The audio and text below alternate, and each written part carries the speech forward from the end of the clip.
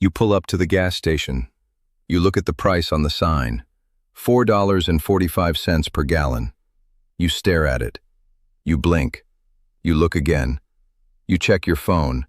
Maybe there's a cheaper station down the road. There isn't. You fill up your tank, and you watch the dollar amount spin so fast it almost makes you dizzy. What used to cost you $50 now costs you $80.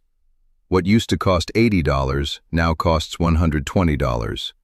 And you walk back to your car wondering, how did this happen? Why is everything so expensive? When does it end? Here is your answer.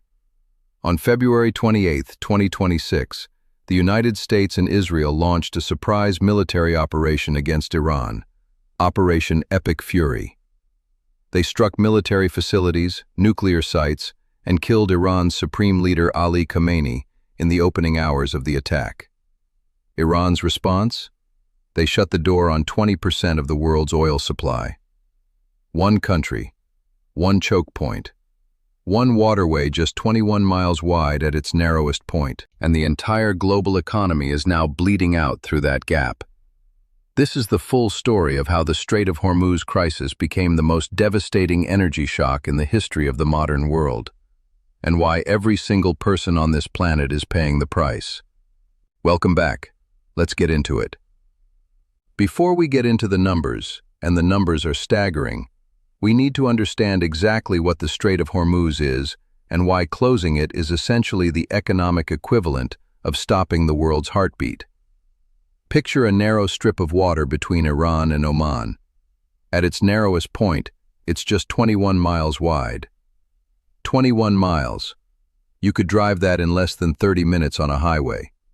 And yet, through that 21-mile strip of water flows more economic value per day than almost any other place on Earth. Before the war began, approximately 20 million barrels of oil passed through the Strait of Hormuz every single day. That's 20% of all the oil traded globally.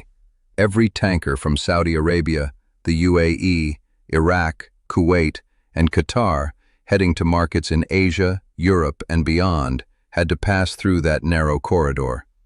Think about what 20 million barrels of oil per day actually represents. It powers cars across Asia. It heats homes across Europe. It fuels aircraft across the Americas.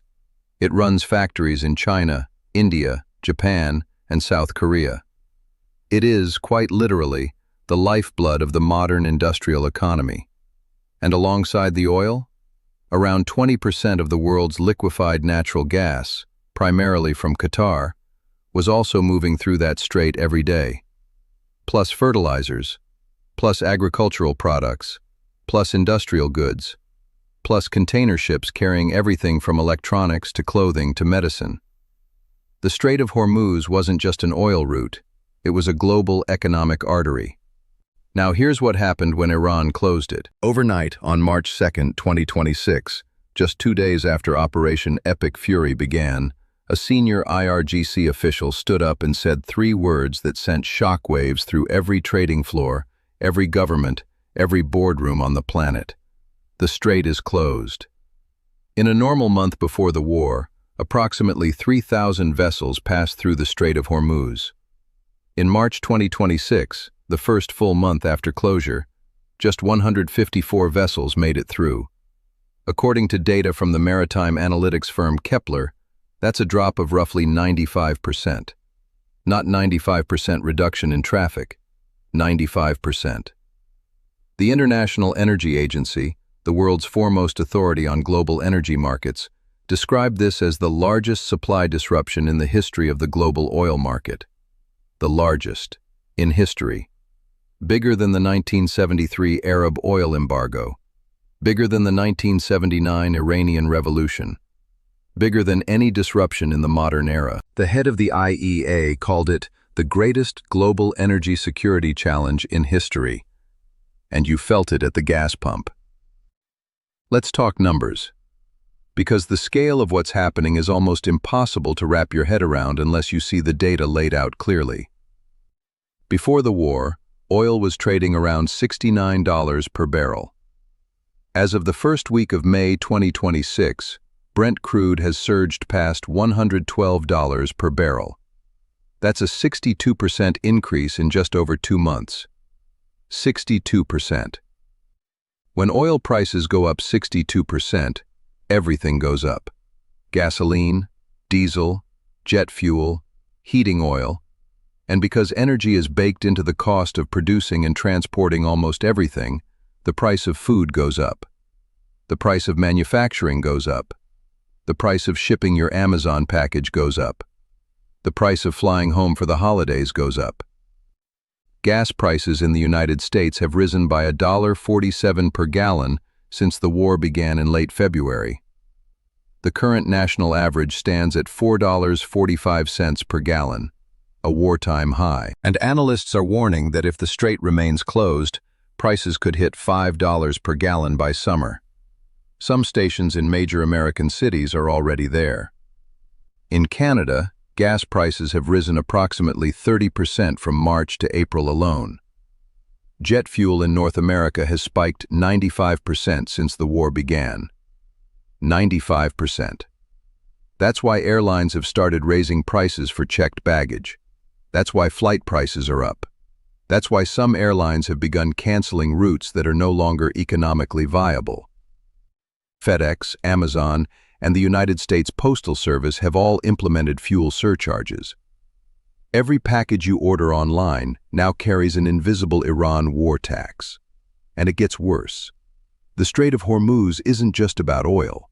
It's also the main transit route for 30 to 35% of the world's urea, the most widely used fertilizer on the planet. Urea is made from natural gas, which also comes predominantly from Gulf states, and it is absolutely essential for growing corn, wheat, rice, and soybeans at the scale required to feed 8 billion people.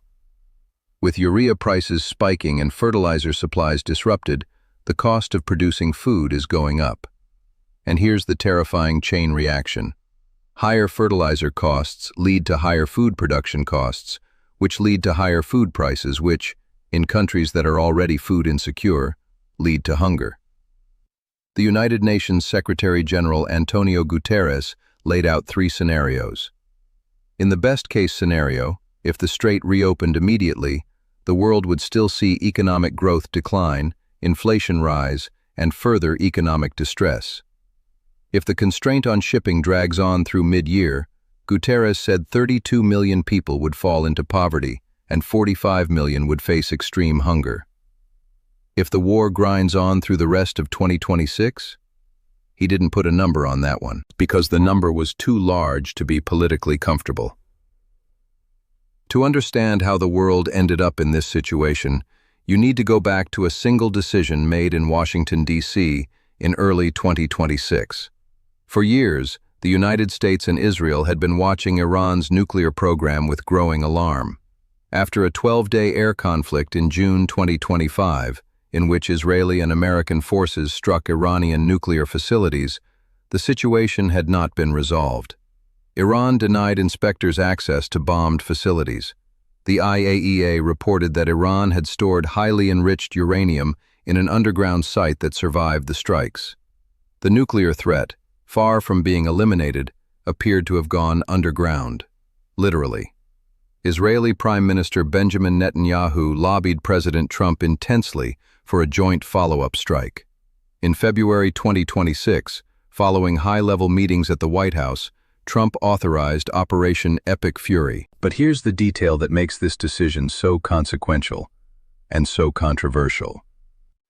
Before the strikes were authorized, the Joint Chiefs of Staff briefed Trump directly.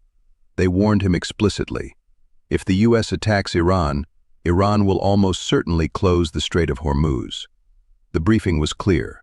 The consequences were laid out.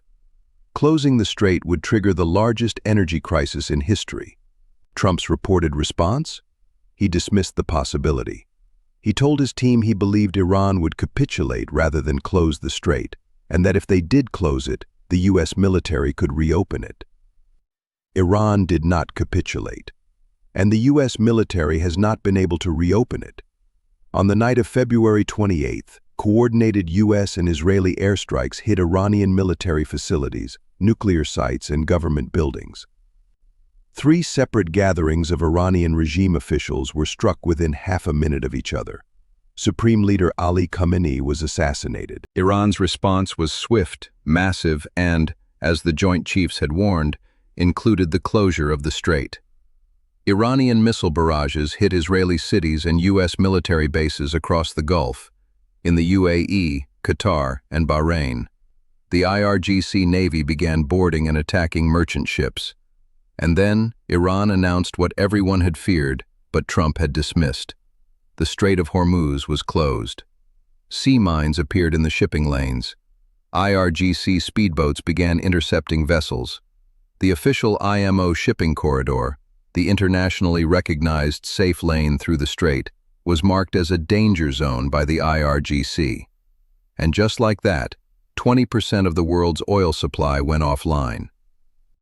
Now here's where the situation gets even more complicated and more dangerous. After the initial fighting, the U.S. and Iran announced a ceasefire on April 8th. The world exhaled. Iranian Foreign Minister Abbas Araghchi said that safe passage through the Strait of Hormuz would be possible. And then, the next day, Iran's IRGC announced the strait was closed again, citing an Israeli ceasefire violation in Lebanon. Even after multiple announcements of reopening, real shipping traffic barely recovered. According to oilprice.com data from April 2026, during supposed open periods, vessel traffic sometimes fell as low as 3 ships per day, compared to 120 to 140 ships per day before the war. 3 ships per day. In normal times, 120 to 140 ships. What emerged was what analysts began calling the dual blockade, one of the most economically destructive standoffs in modern history. On one side, Iran, effectively controlling passage through the strait by force. IRGC speedboats patrolling, sea mines floating in shipping lanes. Any ship that tried to transit without Iranian permission risked being attacked. And if it transited through Iran's designated route, it had to submit to Iranian Navy checks, essentially accepting Iranian sovereignty over an international waterway. On the other side, the United States, which on April 13th implemented its own blockade of Iranian ports. American naval forces began turning back Iranian tankers. Ships attempting to leave Iranian ports were intercepted and redirected. As of May 2026, 48 Iranian vessels had been turned around by the U.S. blockade over 20 days. 2 blockades, running simultaneously, in one of the most critical shipping lanes on Earth. The result is a near-complete paralysis of global oil trade through the Persian Gulf. And the U.S. Navy, for all its power, cannot simply blast its way through. Forcing the strait open militarily would risk a massive escalation, and the strait is Iran's home territory, where the IRGC Navy has spent decades preparing exactly for this scenario. Trump himself told reporters that escorting ships through the strait was now a humanitarian gesture, a far cry from the confident dismissal of Iran's capabilities he had expressed before the war began. Let's trace the shockwaves of this crisis across the planet. Because this isn't just an American gas price story, this is a global catastrophe unfolding in slow motion. Asia. The countries hit hardest by the Hormuz closure are in Asia. In 2024, 84% of the crude oil passing through the strait was headed to Asian markets. China receives 1/3 of its oil through Hormuz. Japan and South Korea are major importers of Saudi and Middle Eastern crude. With those supplies cut off or massively reduced, Asian economies are scrambling for alternatives and paying premium prices to get them. Airlines in parts of Asia and Oceania are facing actual jet fuel shortages. Bangladesh has been projected to experience recession-like conditions from the fuel crisis alone. Europe. Natural gas prices in Europe surged from €30 per megawatt hour before the war to above €60 per megawatt hour in early March, nearly double. Europe gets 12 to 14% of its LNG from Qatar, which also transits through Hormuz. Sweden's Prime Minister noted that while there were no immediate delivery disruptions, some airlines were already canceling flights for commercial reasons due to price volatility. The Middle East itself. Here's an irony that gets lost in the coverage. The Gulf states, Saudi Arabia, the UAE, Qatar, Kuwait, whose oil is trapped behind the closed strait, are also suffering economically. Their exports have collapsed, their revenues have plunged, and their food security is threatened. Over 90% of Qatar's food is imported, and much of that arrives through global supply chains that are now severely disrupted. Food globally. The Food Policy Institute in the UK warned of long-term increases in food prices due to the disruption in fertilizer markets. Corn and wheat, two of the world's most essential crops, are highly dependent on urea fertilizer, which is produced from natural gas that comes predominantly from Gulf states. More expensive fertilizer means more expensive food. More expensive food means hunger, not as an abstraction, but as a daily reality for hundreds of millions of people in the world's most vulnerable economies. The shipping industry itself. Hundreds of vessels are sitting idle in the Gulf of Oman, waiting for the situation to resolve. Shipping companies have stopped booking cargoes through the strait entirely. Insurance markets have made transit so expensive that even ships with permission to pass are sometimes refusing to go. The freight analytics firm Vortexa warned, if the situation is prolonged, we're going to see loss of barrels that cannot be replaced from anywhere. So where does this go from here? As of May 4, 2026, the diplomatic situation is deadlocked. Iran has sent a 14-point proposal to the United States through Pakistani mediators. The proposal would reopen the strait, end the U.S. blockade, release Iran's frozen assets, and pause nuclear negotiations for a later date. In exchange, Iran wants security guarantees that neither Israel nor the United States will attack again. Trump called the proposal unsatisfactory. Iran's foreign minister says Tehran is ready for diplomacy if the U.S. changes its approach. Trump says his options are to make a deal or to blast the hell out of them. Meanwhile, the new Iranian supreme leader, Mojtaba Khamenei, who has not been seen publicly since the war began and is believed to have been seriously wounded in the opening strikes, has issued a statement saying the only place Americans belong in the Persian Gulf is at the bottom of its waters. These are not the words of two sides on the verge of a deal, and the longer the impasse continues, the deeper the economic wounds become. The IEA's warning bears repeating. This is the largest supply disruption in the history of the global oil market. Every week that passes without resolution makes the damage harder to reverse. Even when, if, the strait reopens, the system will not snap back to normal overnight. Shipping companies have already started rerouting. Insurance premiums have permanently risen. Trust in the strait as a reliable shipping lane has been shattered. As one analyst put it, the reopening of a choke point does not restore a system. It merely exposes how deeply it has already been broken. The world built its modern economy on the assumption of frictionless global trade, on the assumption that choke points like Hormuz were stable constants. That assumption, as of February 28, 2026, is gone. And every time you fill up your tank and wince at the number on the pump, you're feeling exactly that. $4.45 per gallon. That's not just an economic statistic. That's the price of a war. A decision made in Washington and Tel Aviv in February 2026, playing out at gas stations across America every single day. That's 32 million people potentially pushed into poverty if this doesn't resolve soon. That's 45 million people facing extreme hunger. That's farmers unable to afford fertilizer to grow the crops that feed their families. One strait, 21 miles wide, and the whole world is trapped on one side of it. Stay informed. This story is not going away, and neither are the consequences. If this video gave you the context you needed, hit that like button. Subscribe for honest, detailed coverage of the Iran war and its global impact. The next video is already up. See you there.